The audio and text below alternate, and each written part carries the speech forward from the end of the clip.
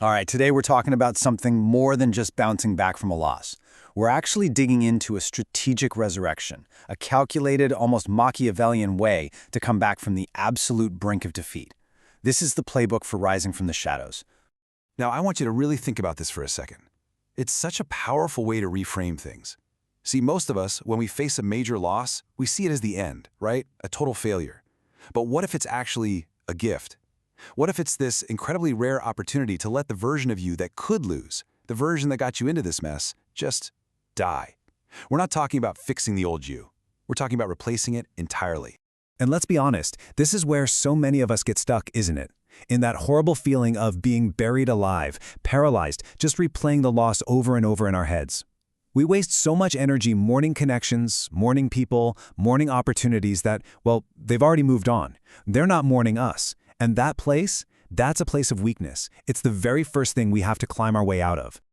Okay, and this is the core of the problem, right here. While you're over here trying to be nice, playing by some unwritten set of rules, being polite, waiting your turn, trying not to step on any toes, the people who benefit from your loss, they're playing an entirely different game. They're playing chess.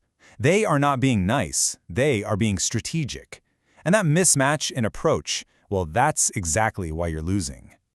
So how do we flip the script? How do we change the game? Well, we're going to turn to a playbook that's literally 500 years old, written by none other than Niccolò Machiavelli.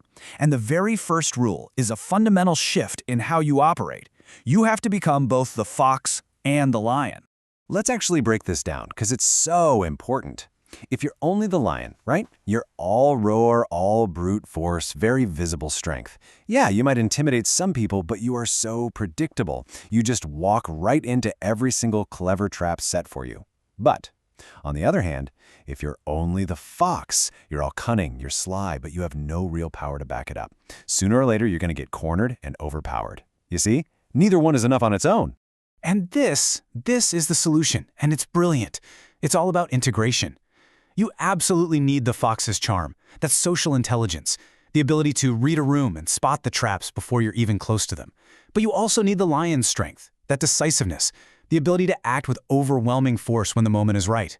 See, it's this dual nature that makes you unpredictable. And being unpredictable, that's what makes you powerful.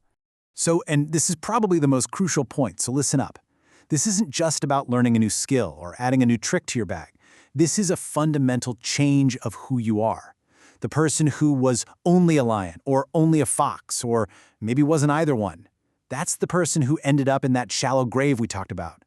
That version of you has got to go.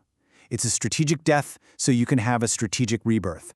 Okay, so once you really embrace this new identity, the process can begin. And this next phase, it's gonna feel completely counterintuitive to everything you've probably been told.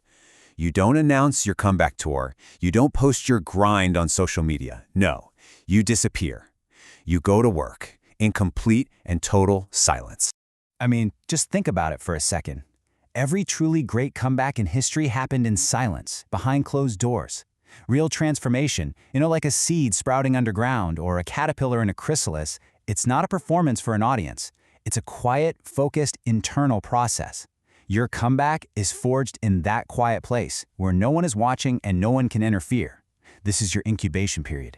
And here's exactly why that silence becomes your greatest weapon. When you're constantly performing your growth for an audience, posting every little step, what are you really doing? You're seeking validation. You're not actually building strength. Going underground lets you focus every ounce of your energy on just one thing, becoming undeniable. And maybe most importantly, no one can sabotage what they can't see. They can't attack a plan they don't even know exists. So what do we mean by undeniable? It means becoming so good, so valuable, that your new reality simply cannot be questioned or ignored. Think about Michael Jordan. When he was cut from his high school team, he didn't go around complaining. He went to the gym and became the greatest to ever play the game. When Steve Jobs was fired from Apple, his own company, he didn't do a bunch of interviews crying about it. He went off and built Next and Pixar. They became so good, so essential, that the world had no choice but to acknowledge them. Okay, so after all that silent work, after you have become truly undeniable, then comes the final act. And it doesn't happen with a loud bang or a big announcement. It happens with a quiet, confident re-entry. This is the art of the return. Now, this is the key mindset shift you have to make. The goal of your return is not revenge. I'm going to say that again. It is not revenge. Seeking revenge means they still have power over you. It means you're still reacting to them. No, the true victory is walking back into those very same rooms that broke you and feeling nothing but your own power. It's about proving to yourself that their judgment, their actions, their opinions, they have absolutely no hold on you anymore. So the steps are actually pretty simple, but they're incredibly powerful. First, you intentionally re-enter those environments that broke you. Second, you move without apology. No more shrinking, no more justifying your existence. You're there because you belong there. And third, through this quiet confidence, you reclaim the power you once gave away. You own the room now because you finally own yourself. So there it is. That's the playbook. You become the fox and the lion. You work in absolute silence until you are undeniable. And then you return, not for revenge, but to reclaim your power. And all of that brings us to the final move, the one that starts right now. And really, it's a question for you. What part of the old you are you letting die today, right now?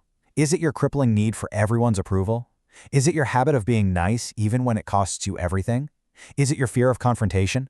Because a real comeback doesn't start tomorrow. It starts now, with one conscious decision to kill the part of you that was capable of losing in the first place.